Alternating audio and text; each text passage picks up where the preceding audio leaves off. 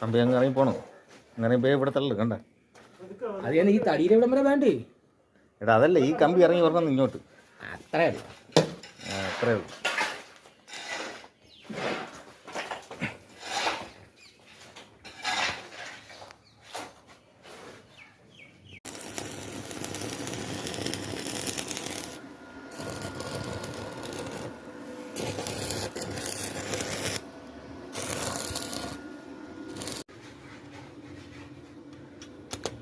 അവിടെ നിന്ന് ഓടിച്ച് അകത്തോട്ട് ഒരു 4-5 ഞാൻ കയറ്റി.